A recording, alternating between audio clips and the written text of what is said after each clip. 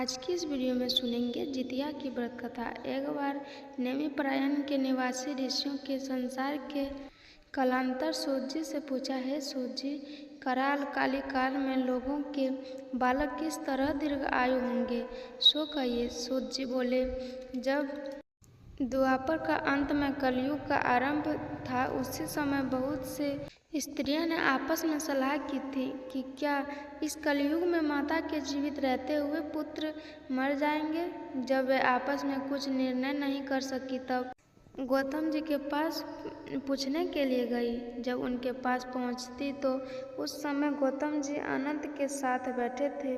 उनके सामने जाकर उन्होंने मस्तक झुकाकर प्रणाम किया। तदनंतर स्त्रियों ने पूछा, है प्रभु, इस कलयुग में लोगों के पुत्र किस तरह जीवित रहेंगे। जिनके लिए कोई व्रत या तप हो तो कृपया करके मुझे बतलाइए। इस तरह उसी बात सुनकर गौतम जी बोले, आपसे मैं वही बात कहूँगा जो मैंने पहले से सुन रखा है। गौतम जी ने कहा, जब महाभारत युद्ध का अंत हो गया और द्रोणपुत्र अश्वत्थामा के द्वारा अपने बेटों को मारा देखकर सब पांडव बड़े दुखी हुए और पुत्र के शोक से व्याकुल होकर द्रौपदी अपने सखियों के पास ब्राह्मण श्रेष्ठ धर्मी के पास गई और उनके धर्मी से कहा, है विपेंद्र, कौन सा उपाय करने से बच्चों की दीर्घ आयु हो जाते हैं, कृपया करके ठीक ठीक कहिए। धर्मी बोले, सतयुग में सत्य वचन बोलने वाला, सत्याचरण करने वाला समदर्शी जिमुक्त वाहन नामक के राजा था। एक बार वह अपनी स्त्री के साथ अपने ससुराल गया और वहीं रहने लगा। एक दिन आधी रात के समय पुत्र के शोक से व्याकुल हो स्त्री रोने लगी, क्योंकि वह अपने बेटे के दर्शन से निराश हो चुकी थी। उनका पुत्र मर चुका था। वह रोते हुए कहती थी, हाय, मुझ बूढ़ी माता के सामने मेरा बेटा मरा जा रहा है। उनका रुदन सुनकर राजा जिमुक्त वाहन का तो मानो हृदय विहीन हो गया। वह तत्काल उस स्त्री के पास गया और उससे पूछा, तुम्हारा बेटा कैसे मर गया। बूढ़ी माता ने कहा, गरुड़ प्रतिदिन आकर गांव के लड़कों को खा जाता था। उस पर दयालु राजा ने कहा, माता अब रो मत, आनंद से बैठो, मैं तुम्हारे बच्चे को बचाने का यत्न करता हूँ। ऐसा कहकर राजा उस स्थान पर गया जहाँ गरुड़ आकर प्रतिदिन मांस खाया करता था। उसी समय गरुड़ भी उठ पर बैठ पड़ा और मांस खाने लगा। जब अतिशय तेजस्वी गरुड़ ने राजा का बायां अंग खा लिया, तब झटपट राजा ने अपना दाहिना अंग फेंककर गरुड़ के सामने दे दिया।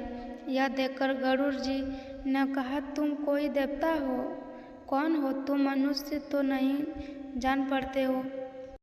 अच्छा, अपना जन्म और कुल बताओ। पीड़ा से व्याकुल मरने वाले राजा ने कहा, हे पक्षीराज, इस तरह के प्रश्न करना व्यर्थ है। तुम अपनी इच्छा भर के मेरा मांस खाओ। यह सुनकर गरुड़ रुक गए और बड़े आदर से राजा के जन्म और कुल की बात पूछने लगे।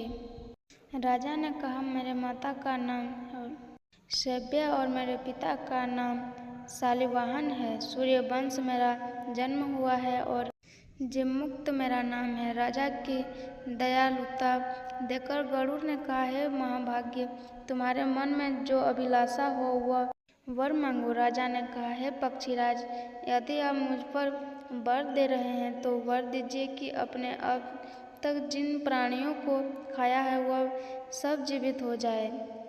स्वामी, आपसे आप यहाँ बालकों को न खाएं और कोई ऐसा उपाय करके कि जहाँ से उत्पन्न हो वे लोग बहुत दिनों तक जीवित रहें। धौम्य ने कहा कि पक्षीराज गरुड़ राजा को वरदान देकर स्वयं अमृत के लिए नागलोक चले गए। वहाँ अमृत लाकर उन्होंने उन मरे मनुष्य की हड्डियों पर बरसाया। ऐसा करने से सब लोग जीवित हो गए जिनका पहले गरुड़ ने खाया था। राजा के त्याग और गरुड़ की कृपा से वहाँ बालकों का बहुत कष्ट दूर हो गया। उस समय राजा के शरीर की शोभा सूनी हो गई थी। राजा की दयालुता देखकर गरुड़ ने फिर कहा, मैं संसार के कल्याणार्थ एक और वरदान दूंगा। आज आश्विन कृष्ण सप्तमी से रहित शुभ अष्टमी तिथि है। आज की तुमने यहाँ की प्रजा को जीवित दान दिया है।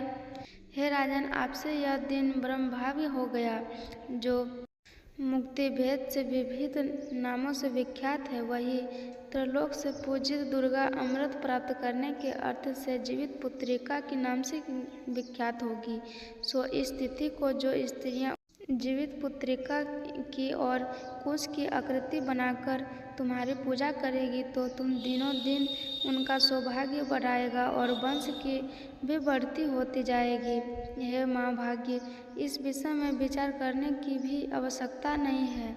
राजन, सप्तमी से रहित और दया तिथि की अष्टमी को व्रत करें, यानी सप्तमी वृद्धि अष्टमी जिस दिन हो उस दिन व्रत न कर शुद्ध या शुद्ध अष्टमी को व्रत करें और नवमी में पारण करें। यदि इस प्रकार ध्यान न दिया गया और फल नष्ट हो ही जाएगा और सौभाग्य तो अवश्य नष्ट हो जाएगा। जे मुक्त वाहन को इस तरह का वरदान देकर गरुड़ वैकुंठ धाम को चले गए और राजा भी अपनी पत्नी के साथ अपने नगर को वापस चले गए। कथा यहीं तक थी। अगर अच्छी लगी हो तो लाइक कीजिएगा और शेयर भी कर दीजिएगा। चैनल को सब्सक्राइब नहीं किए तो कर लीजिएगा।